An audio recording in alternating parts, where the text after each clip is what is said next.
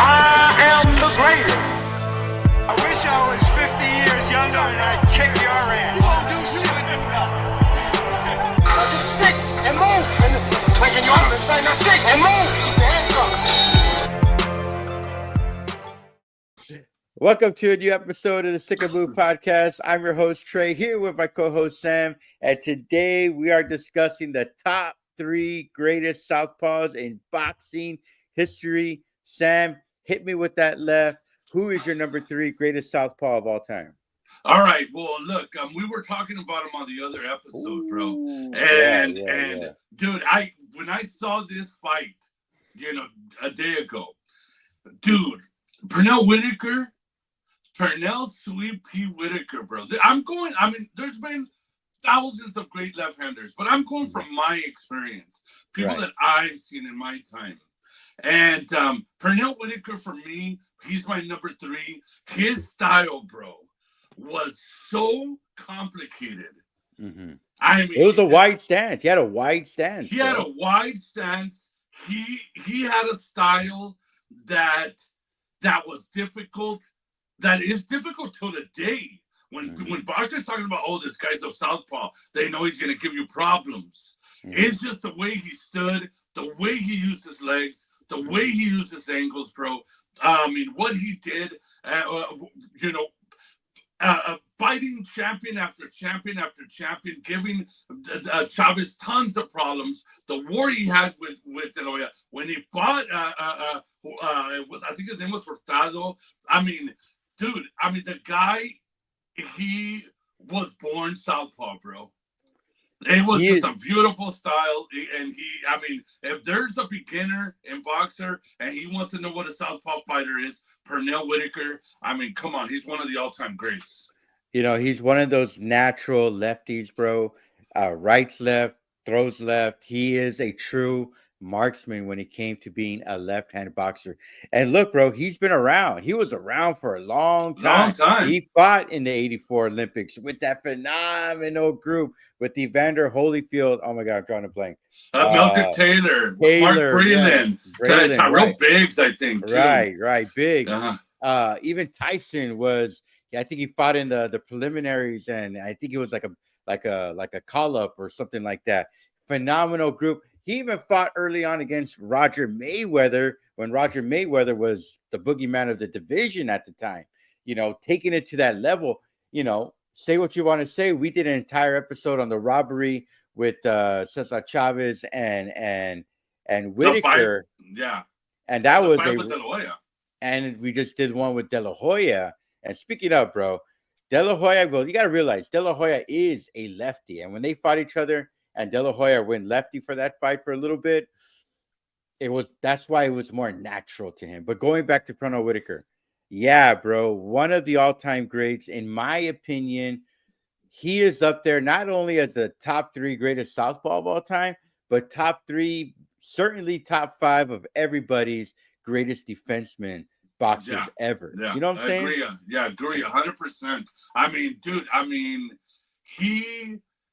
he always put on the show, bro. He always put on the show, and it's just the way he fought, bro. The way he would crouch down, and you see these fighters miss. The guy had heart. He had grit. He had dog in him, bro. Right. Big time. And that's what a lot of boxers lack these days. And that's why he is one of my top 3 favorite southpaws, bro. It's just he fought the people that I was rooting for, Chavez, De La Hoya, whatever. But dude, you cannot deny he had a beautiful style of fighting, bro. Rest in peace, man. Right. There's just so much to say about him, bro. He was always usually on the wrong end of these mega bouts, with Chavez. To me, that wasn't a Chavez thing. That was a Don King thing. I know we like to blame Chavez, but that's a Don King thing. If that did actually happen in terms of rigging such kind of fights. But bro, watching Pernell Whitaker, I feel like I was one of the lucky ones to not only see the 4 Kings as a kid and absorbing that feeling of watching them as a kid, but seeing that next generation of Terry Norris, Whitaker, and then Chavez taking over in the 90s. And these great, the 90s were such a phenomenal era of boxing with De La Hoya, Mike Trinidad, Tyson, early Roy Jones, the heavyweights of Evander Holyfield, David Tua, Lennox Lewis. You know what I'm saying? It was just a magical time. It was a transcendent era of boxing that we never, to be honest with you, boxing until the 1970s, a little bit in the 60s, was always more, I'm sorry, in terms of the 1980s, was always a heavyweight sport. I mean, there were other divisions, but the ones that got all the praise was always the heavyweights. It wasn't until the late 70s with Salvador Sanchez and Pepino Cuevas and Alexis Arguello and the Hawk, going into the 80s with Whitaker and all these welterweights and super lightweights and super welterweights, that they actually took control of their division and made us fall in love with that time. And to me, Pernell Whitaker took the baton from Marvelous Hagler, from Hitman Hearns, from Sugar Ray Leonard, from the Hawk and Aaron Pryor, and just pretty much catapulted that middleweight division to a next tier level. And I'm lucky that I got to see Pernell Whitaker. Rest in peace, like you say. So saying that's when legacy was supreme, bro. Right. And we didn't have to deal with. That's when business was kept behind closed doors. Right. That's when boxing was beautiful. When it was the promoters negotiating the fights, not the fighters negotiating the fight and making it public. Mm-hmm. You know, it was a beautiful thing back then. But anyways, so who is your number 3? Well, look, bro, I'll be honest. I wanted to go Pernell Whitaker also. I had a feeling you were going to go there because I know he's your guy. He's my guy too. He's one of my top 10 favorite boxers ever. Not just decades or anything like that. He's my top 10 boxer ever. So I'm gonna go a little bit back into time. I know our YouTubers don't really like this, but as a historian, a history teacher myself, I'm gonna go with probably a boxer with one of the greatest names of all time. Real name too, by the way. Hey guys, Trey here. If you love today's controversial episode and you want to see our channel grow, please drop a like, subscribe, and also comment. Sam and I are always going back and forth with those commenters on our controversial topics and opinions, and we love it so much. So go ahead and hit that like button, hit that subscribe, most importantly, so our channel can grow and we can give you guys the best content as possible.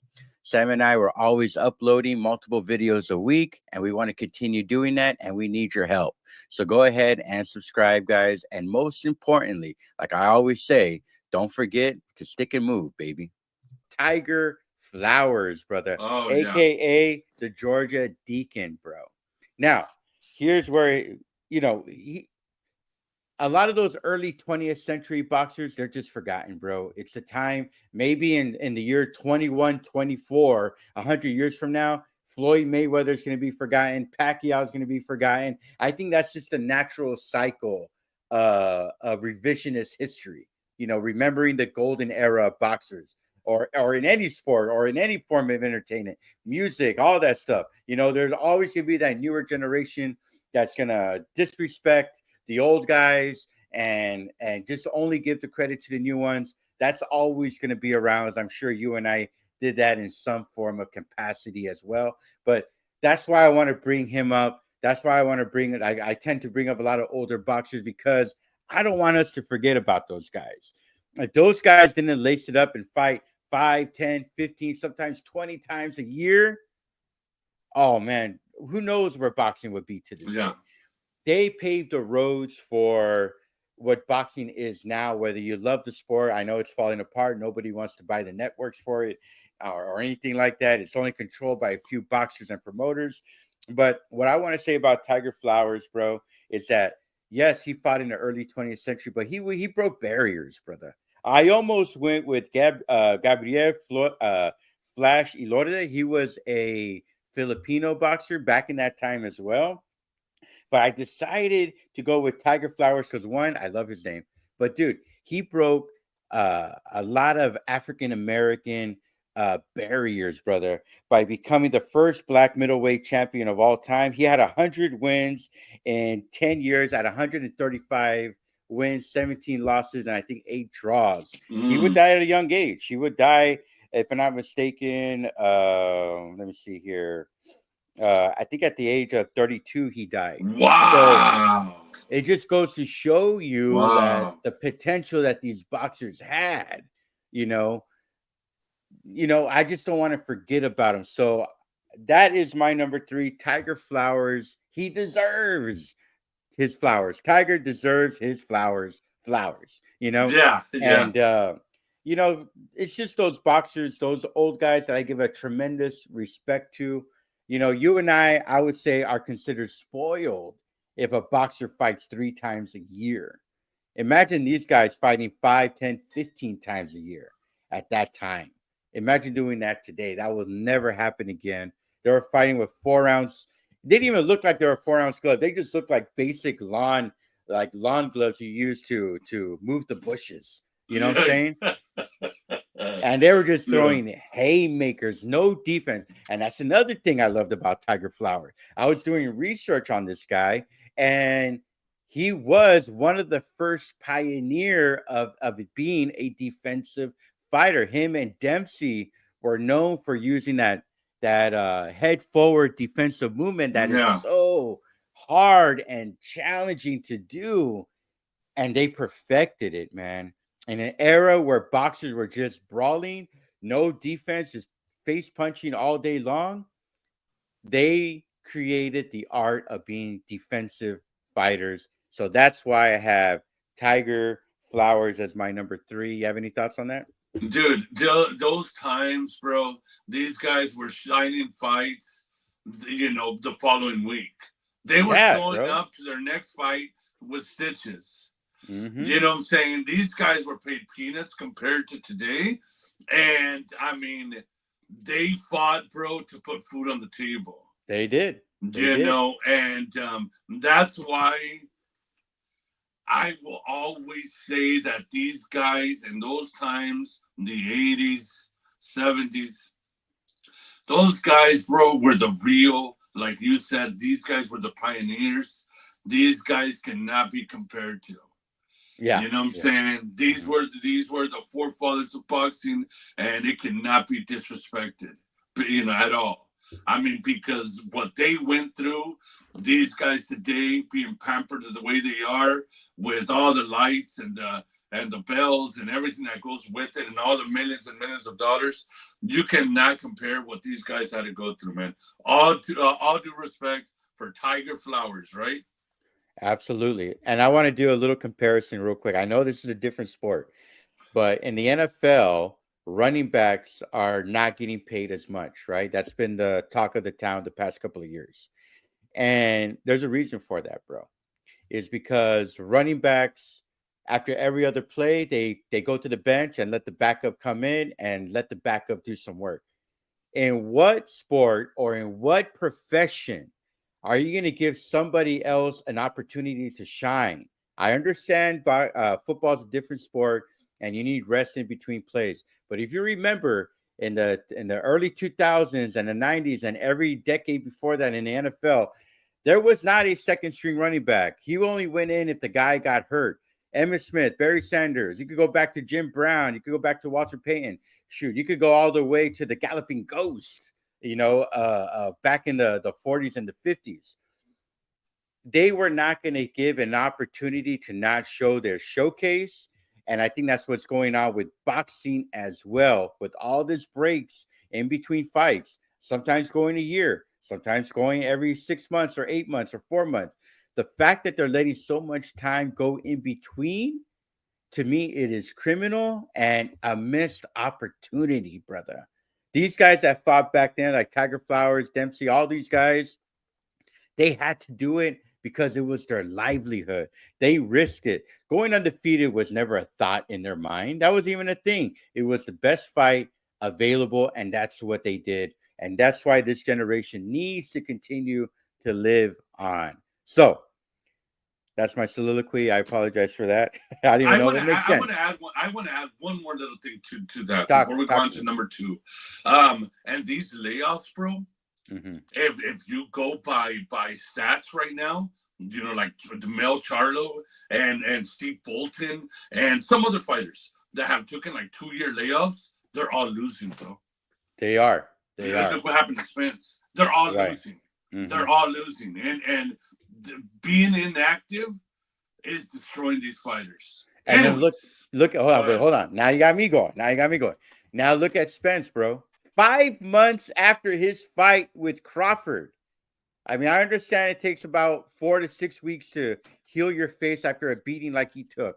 That is fine. But 5 months later, he finally has the surgery that he was supposed to have 2 years ago.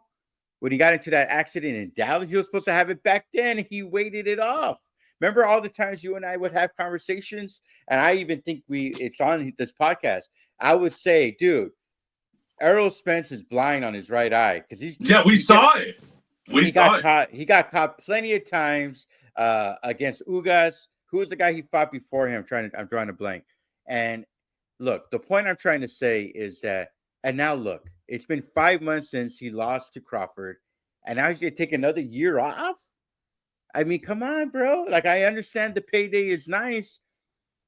I don't know. I think legacy is done, bro. I think it's just about that money now, bro. It's about the money. That's what killed boxing. And maybe you and I are just being stupid about it. I think maybe you and I are just being like nostalgic for the old days where, you know, money was nice, but legacy was important. And I think that has flipped over. I think Floyd Mayweather made that a thing, that legacy doesn't pay the bills. So let's go to your number 2. Hit me, my man. Go for it.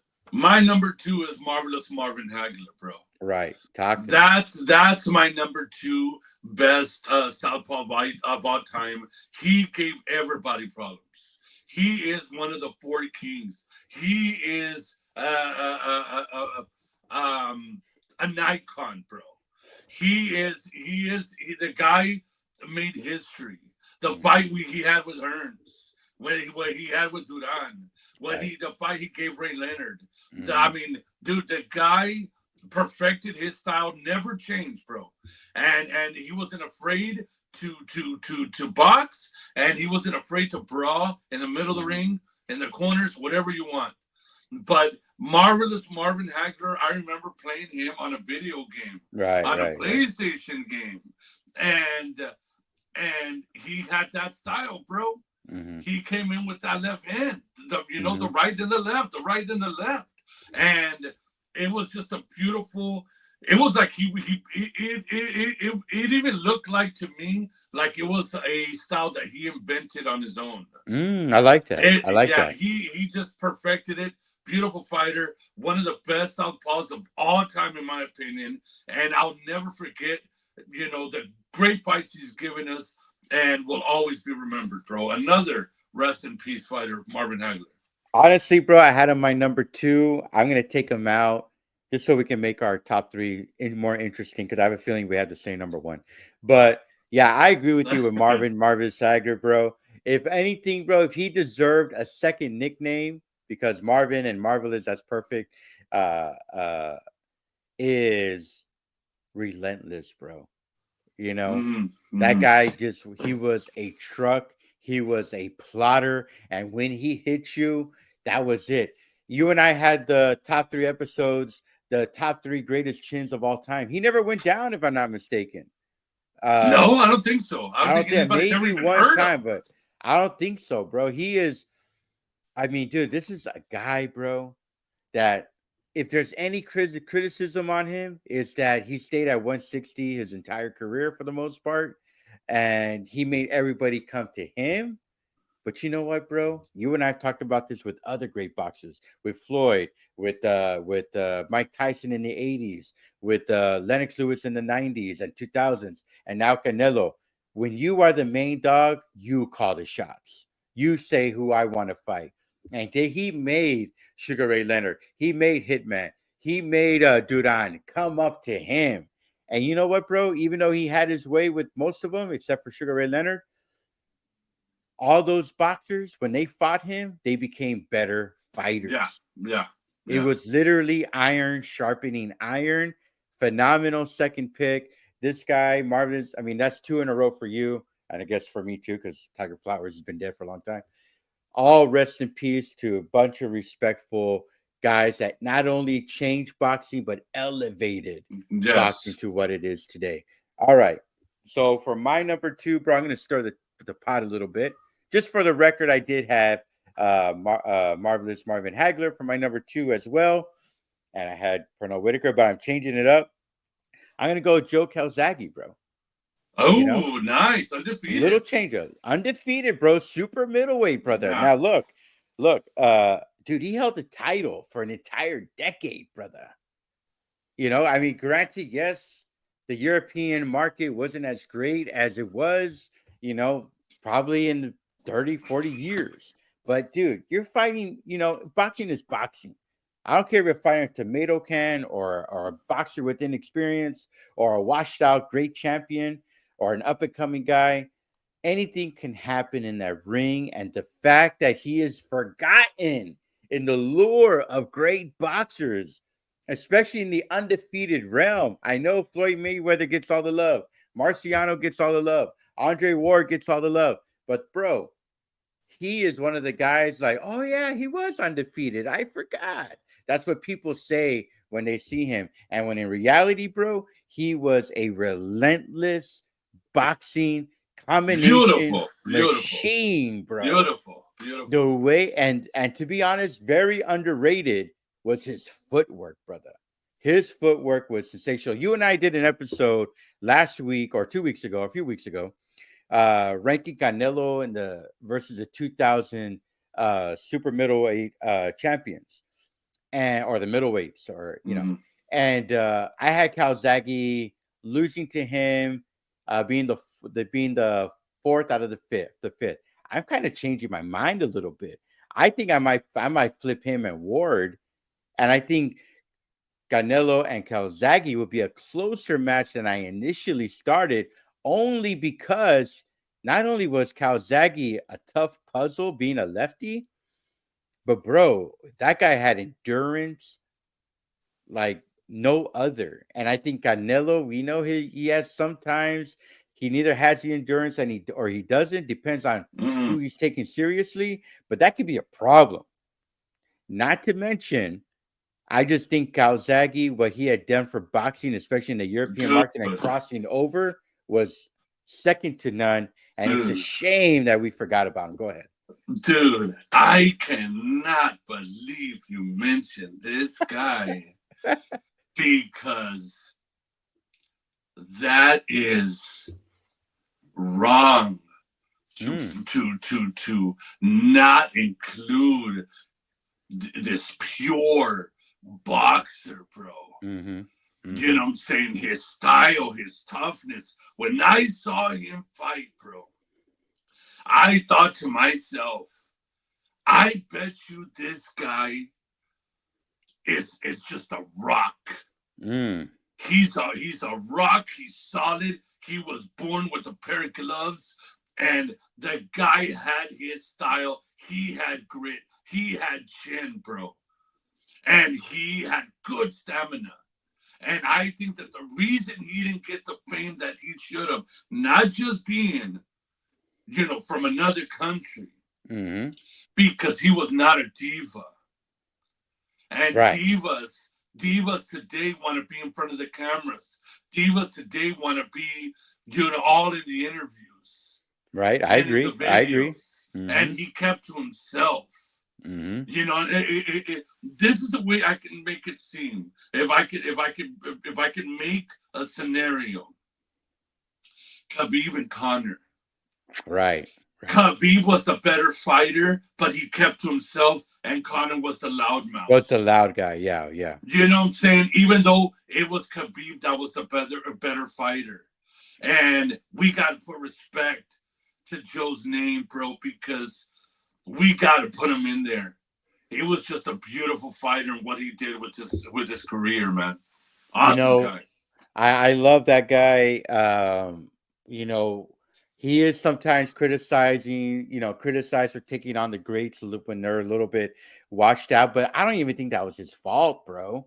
Like, I just think that European market that he was stuck in, and yeah, he crossed over fighting in the West a couple of times. Bro, like, he fought who he had to. And every single time, I'll be honest with you, he's one of those boxers, bro, that if you did not know who he was, you would think that he was a machine, bro. Is he the one that fought Jeff Lacey? I'm sorry. Yeah, he fought Jeff Lacey. Jeff Lacey. They went to the 12th round. It was one of those like 12-1, 12-0, 11-1, 10-2 kind of fight. I remember him knocking down Jeff Lacey in that 12th round. But yeah, he fought Lacey. He fought Bernard Hopkins and beat the hell out of him. He beat the hell out of Roy Jones after they were pretty much done. But yeah, dude, Joe Calzaghe is forgotten in my book. So with that being said, what is your number one, my man? My number one. I know I'm going to steal yours. It's my okay, number one. Okay. I think it's Manny Pacquiao. Okay. Yeah, same here. Go ahead. My number one is Manny Pacquiao, bro. What can I say? Mm-hmm. 8 division champ, bro. A style that destroyed a lot of people's careers. He was difficult. He's still difficult today. Right. The punishment he gave Cotto, Mosley, De La Hoya, Ricky Hatton, Brandon Rios, Lilo Leruaba. I could go Margarito. I can go on, bro. Yeah. I can go on. Manny Pacquiao, for me, his style is what made him the greatest in my book of all times. It's his style that was just too relentless. He was his hand speed, everything beautiful about what he did. And he's my number one, bro. I don't know. What else can I tell the whole audience about Manny Pacquiao? He's my number one, too. I could go by the book, he's the first boxer to have 5 lineal world titles, bro. He is the first boxer to have 8 world titles in 8 different divisions. This guy, something that was, besides his southpaw stance and his phenomenal footwork movement, was his head movement, bro. That guy was constantly going back and forth. It was hard to time. And when he got timed out, he's been on opposite ends of greatness, But going back to what you're saying earlier about him, brother, dude, he took on everybody, bro. He took on everybody. Oh, everybody. Morales. He had 3 trilogies going on at the same time with Morales. Yeah. Dude, come on, bro. Like, what else do we want? I understand that, sometimes, our biasness tends to discredit somebody completely. I know people that think Manny Pacquiao was overrated, bro. We're probably gonna have to do an episode on that because I've seen it, bro. I've had conversations of people telling me, nah, Pacquiao's overrated because of their affinity for Floyd Mayweather or De La Hoya or Miguel Cotto and so on. And bro, like, dude, he took on everybody. Like I said, he took on bouts he didn't even need to. He took on Marquez when nobody wanted to fight him. He was in the middle of a Margarito. Yeah, he took on Margarito was the boogeyman of boogeymans, bro. Even Floyd Mayweather pushed off on him. Yeah, he wouldn't fight him. He was, for whatever reason. I'm sure the Floyd people would be like, oh, it's because of this and this. And then the opposition are going to say, no, it's because of that. Floyd Mayweather always got the doubt, and Manny Pacquiao always moved forward, brother. 3 trilogies going on, Morales, Barrera, and oh my God, I'm drawing a blank on the third one. Marquez, right. Yeah. And he fights him a 4th time when he already had the edge in the overall. He's like, all right, let's just do it because let's give the fans what they want. You know what I'm saying? Yeah. He ended careers. He delayed careers. Who was it? The British guy that got knocked out by Floyd. Oh my God, Ricky Hatton. Ricky Hatton. There you go. Drawing a Mhm. blank. Sorry, dude. The way he flushed him out that second period with that epic knockout, dude, laying flat like he died, bro. Yeah, bro. Yeah, The bro. beating he gave Miguel Cotto. Oh, dude, it that was night and crazy. it was night and day. The fight that Cotto had with Floyd Mayweather, when Cotto made Floyd Mayweather's face look like it was busted up for the first time in his career, pretty much. Yeah. I mean, this guy took on everybody. I cannot argue him being number one. I'm cool with that. You have any last words for your number one, Manny Pacquiao? He's the greatest of all time, guys. Mm. You know, I mean, the guy fought so many battles, gave us so many. Dude, I rooted against him, bro. Mm-hmm. I was Barrera, I was Morales, I was Marquez, I was. Same here. You know, Same here. I had it, dude. Can't beat him, join him. I had it there. With that moment, I said, when I saw the first fight of Pacquiao and Marquez, where Marquez fell down like 3 times in the first round. Yeah, I remember that. We were just sitting outside, watching the fight outside like we all do. I said, okay, he's the best. Right. He's the best. But he's my number one, best southpaw in the world, best heart, his chin, his head movement, his legs, the power in his footwork and his calves and everything. He's for me, he is the greatest. You know, he's the best southpaw fighter ever. I'll say this about Pacquiao also, bro. One last thing before we sign off is that, bro, I was like you, bro. I rooted against him. I was for all the Mexicanos because, you know, we're Mexicano. And when I saw him beat to a pulp Margarito, breaking his eye socket, and it was a size disparity too. You know, Pacquiao is not 5'7" in my book. He's got to be 5'5", maybe 5'6". Just tear apart a bigger, even to me in a weird way, a craftier fighter. That just goes to show. I remember when I saw that, I was like, dude, I can't hate on him anymore. I remember I hated him so much because the beating he gave Morales those second and third fights. Oh, yeah. It was just heartbreaking for Morales. Was my favorite at the time. And then him ending De La Hoya. I wasn't a De La Hoya fan, but, you know, it was like somebody else from another culture beating our culture badly like that, retiring De La Hoya. And at that moment with that Margarito fight, I was like, you know what, bro? I got to put my bias aside. Yeah. And he is the greatest of this generation for sure. All right. So you got any words for our audience out there? Yeah, well, I'd like to thank everybody that's liked, viewed our channel, subscribed, and commented.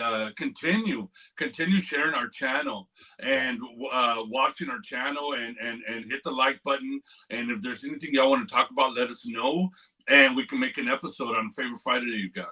Yeah, guys, we are making a list of everybody, of all you guys giving us suggestions for episodes. We're going to start going live a little bit more. That way we can keep you guys up to date on our opinions on modern events like today. Supposedly Canelo taking the fight with Jamal and Crawford. Sam and I have opinions about that, good or bad. And so we want to raise up our goal to hit over 1,000. So that way going live, we could get those conversations, those questions, those comments live and going and interact with you guys as the camera is moving and just grow our channel. So if you get a message from Sam, he is Stick and Move Sam at 75. I am the Stick and Move podcast. And as I always like to say, don't forget to stick and move, baby. I am the